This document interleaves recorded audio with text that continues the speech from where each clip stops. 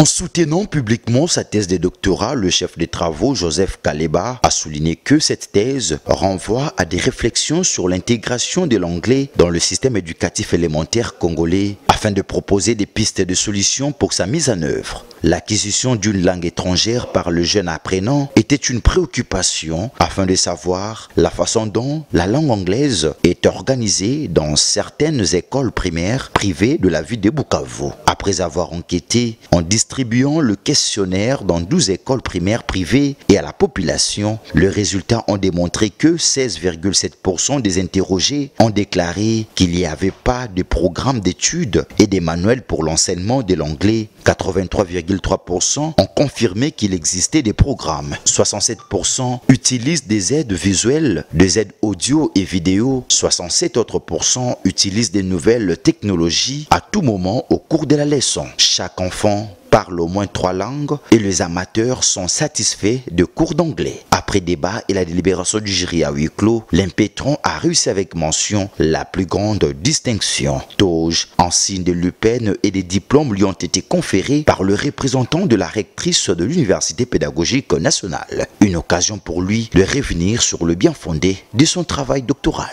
Moi, j'ai mené des réflexions sur l'intégration de l'anglais au niveau de l'école primaire en RDC comme cours.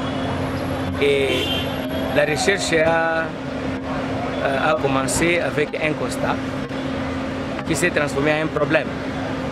J'ai remarqué que de manière officielle, les écoles publiques de la RDC et certaines écoles privées, on n'organise pas les cours d'anglais. Mais curieusement, j'ai aussi remarqué qu'il y a certaines écoles primaires privées qui organisent le cours d'anglais à ce niveau-là. Et en tant que chercheur, j'ai voulu comprendre plus de ce qui se passe.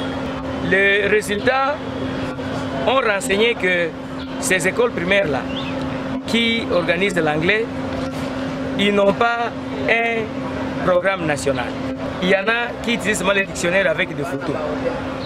Et il y a aussi ceux-là qui utilisent le Go for English, Interchange, que les forces qui sont là soient utilisées. Parmi ces forces, il y a des personnes et ressources. Il faut aussi qu'on élabore les manuels. En anglais, on appelle ça textbooks. Les mêmes personnes et ressources. Parmi les opportunités, il y a des partnerships. J'ai aussi proposé qu'il y ait la réforme au niveau de l'EPST pour que ces cours-là puissent être bien intégrés.